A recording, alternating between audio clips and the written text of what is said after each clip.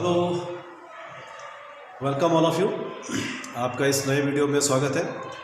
आज हमारा टॉपिक रहेगा इलेक्ट्रिक पोटेंशियल और electric potential difference. Electric potential क्या होता है, इलेक्ट्रिक पोटेंशियल डिफरेंस क्या होता है, ये एग्ज़ाम के पॉइंट ऑफ व्यू से भी इम्पॉर्टेंट है, क्योंकि बहुत बार सिंपल क्वेश्चंस आता है एग्ज़ाम में कि what is electric potential difference, find its expression. Simple सा आता है, ठीक है। तो आज हम वही करेंगे। कोशिश करूँगा कि तीन जो इसके पार्ट्स हैं, तीन आर्टिकल्स हैं, अगर आप एक ध्यान से समझोगे तो अगर एक के साथ में तीन कैसे रिलेट करते हैं वो मैं इसके एंड में बताऊंगा, ताकि अगर आप एक समझ गए तो आपके तीन आर्टिकल एक साथ क्लियर हो। क्लियर है? तो स्टार्ट करते हैं कि इलेक्ट्रिक पोटेंशियल क्या होता है। इलेक्ट्रिक पोटेंशियल क्या होता है? It is just simply a work done to move a charge from one point, charge कौन सा? Test charge, from one point to another point is called electric potential. क्या बोलते हैं इसे? Electric potential. To move a charge, test charge, ठीक है, from one point to another point is called electric potential. Clear है? अब numerically या mathematically किस तरह से हम इसको कर सकते हैं? Simple potential, it is a work per unit test charge. Clear है? अब जो पोटेंशियल होता है इसका जो यूनिट रहेगा वो क्या रहेगा? जूल पर कूलम, ठीक है, जूल कूलम, ठीक है। तो कैसे लिखेंगे? जूल पर कूलम, ठीक है। अगर आप डायमेंशन फॉर्मूले की बात करेंगे तो इस dimension formula work upon charge, so it is ml2t-2। ऊपर रहेगा वर्क क्या करता है? ml2t-2 पर, और चार्ज क्या होता है? Current into time, so it is ml2t-3 or per ampere. It is a dimension formula of this electric potential. Clear है? तो जो इसका CGS सिस्टम में जो इसका यूनिट रहता है दैट इज स्टैक बोल्ट, ठीक है। तो जो स्टैक बोल्ट और बोल्ट में क्या रिलेशन होता है? वन स्टैक बोल्ट, ठीक है, क्या होता है? In stat volt in CGS system the unit of electric potential is stat volt, ठीक है। क्या होता है? It is a stat volt, and stat volt CGS system में, ठीक है। और one volt is equal to कितना रहता है? ये 1/300 stat volt, stat volt. Clear है? ये था। अब इसके बाद हम डिफाइन करेंगे कि इलेक्ट्रिक पोटेंशियल डिफरेंस कितना होता है और electric potential at A point कितना होता है, ठीक है। जब इसको डिफाइन करोगे आपने सिंपली लिखना है कि it is a amount of work done. जब इसकी इलेक्ट्रिक पोटेंशियल डिफरेंस की बात करते हैं, ठीक है, आपने ये सोर्स चार्ज ले लिया, प्लस क्यू चार्ज ले लिया, ठीक है। तो इसी फील्ड में से इसका एक पॉइंट यहाँ है, दूसरा पॉइंट इसका इधर है, ठीक है। ए का जो डिस्टेंस आर बी और ए का कितना हो गया? R A. यहाँ पे पोटेंशियल वी बी और यहाँ पोटेंशियल वी, ठीक है। तो it is V B minus V A is equal to W A B upon Q naught. Q source of charge और V Q naught it is a test charge. Clear? अब define कैसे करेंगे इसको कि when we move a test charge from point A to point B then there will be a amount of work done, ठीक है, and that amount of work done पर unit test charge is called a potential difference between these two points. Clear है? अब simple सा देखिए कि हमने इस चार्ज को यहां से यहां तक लाना है। अगर इसको यहां से यहां तक लाया तो मतलब फोर्स लगी। फोर्स किसकी लगी? जो इस सोर्स ने इलेक्ट्रिक फील्ड ड्रॉ की है उसकी जो इलेक्ट्रिक फोर्स है वो उसको यहां से यहां तक ला रही है। अब आपको पता है कि फोर्स लगी और ऑब्जेक्ट अपनी जगह से मूव करता है, तो इसका मतलब वहां पे वर्क डन होता है। वो वर्क डन पर यूनिट टेस्ट चार्ज को ही हम पोटेंशियल डिफरेंस यहां पे बोलेंगे। क्लियर है? अब हम एट एन इंस्टेंट की बात करते हैं कि मान लो ये जो टेस्ट चार्ज है ये आपने किसी P पॉइंट पे ले लिया और इसका डिस्टेंस इसके ओरिजिन से इट इज R, ठीक है। अब इसके ऊपर क्या हुआ? फोर्स लगी, और फोर्स लगने की वजह से इलेक्ट्रिक फील्ड तो इसकी रहेगी, वो किस साइड को रहा? इस साइड। और फोर्स लगी और फोर्स की वजह से क्या लगा? इस साइड को आ गया, ठीक है। तो मानो P से लेके Q तक पहुंच गया एंड इस डिस्प्लेसमेंट इज dx। क्लियर है? अब फोर्स लगी, डिस्प्लेसमेंट हुई, so there is a amount of work done, small amount of work done, so F into dx। ठीक है, अब फोर्स कितनी हुई? चार्ज। ठीक है, कितना एक्सपीरियंस किया? किसके ऊपर लगी? इसके ऊपर। ठीक है, इसके ऊपर लगी फोर्स, इलेक्ट्रिक फील्ड किसकी है? इस सोर्स Q की, और फोर्स इसने एक्सपीरियंस की, so that force is equal to Q not into E। ठीक है, डॉट dx। ठीक है, ये वर्क डन हो गया। अब ये जो वर्क डन हुआ, समझ लो, ये जो वर्क डन हुआ, ठीक है, ये स्मॉल वर्क डन था।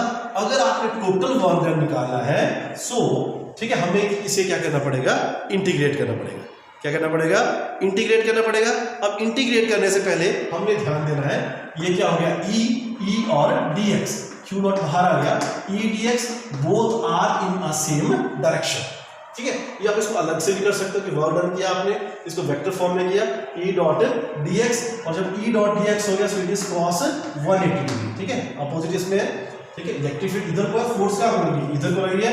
ठीक है, उस केस में डिस्प्लेसमेंट कहाँ को? इस साइड को, उधर को, तो कितना हो गया? 180, so it is 180 cos 180, so it is Q not E into dx।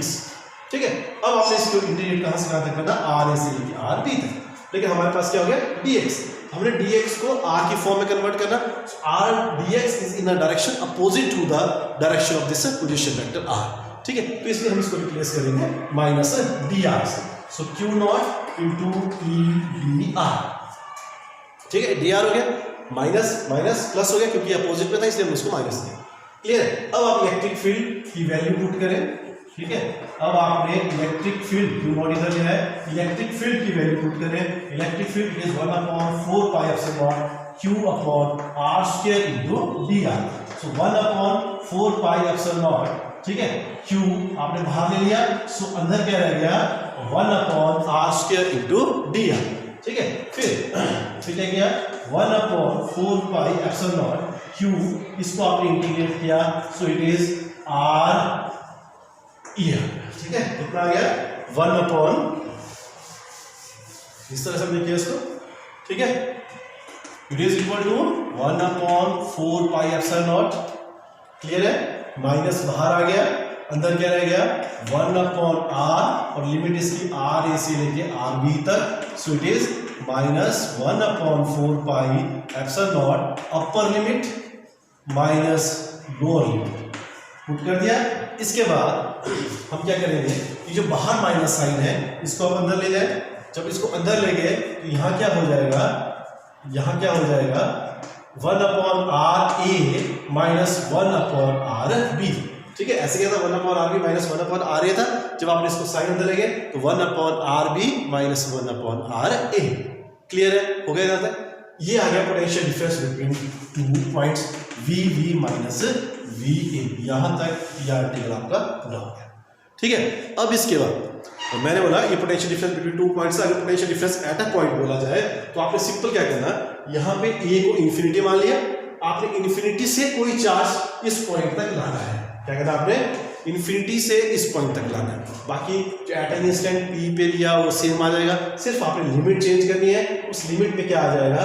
Infinity to RA। B की जगह आपने RA लिखना है, बस V की जगह आपने A लिखना, तो ऑटोमेटिक स्क्वेयर RA आ जाएगा। B भी लिखे तो कोई बात नहीं, तो आपने सिर्फ RA की जगह इन्फिनिटी लिखो और RB एज इट इज रखो और वो सारा आ जाएगा। फिर उस केस में यहाँ आ जाएगा 1/, क्या पर आ गया? 1/RA minus 1/इन्फिनिटी। ठीक है, तो ये 0 हो गया, सो 1/4 1/RA। फिर आ गया पोटेंशियल एट ए पॉइंट। फिर आता है इसका एक और टॉपिक, पोटेंशियल ग्रेडियंट।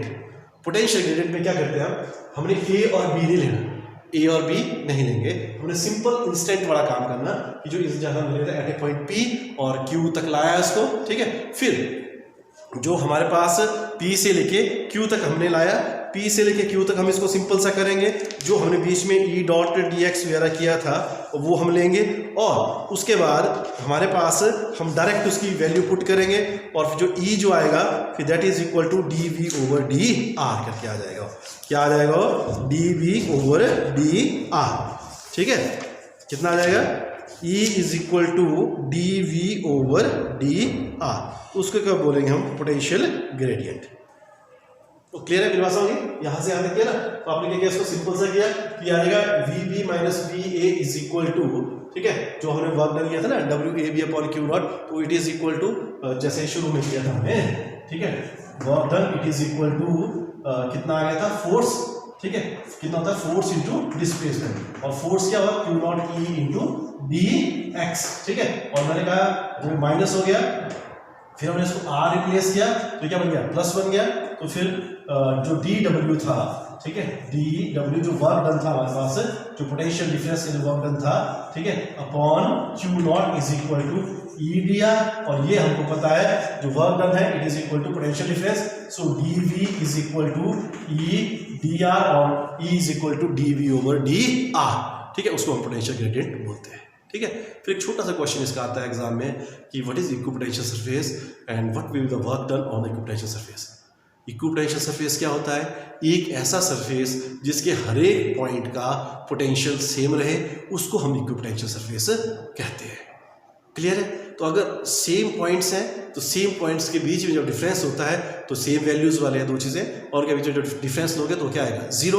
तो इन दैट केस हमारे पास VB माइनस VA क्या आ गया, जीरो, और डेफिनेशन से हमको पता है this is equal to WAB upon Q not is equal to zero, so which implies WAB is equal to 0. So hence we can say the work done on the equipotential surface is 0. ठीक है, this is all about the equipotential surface. आप इसे ध्यान से करें और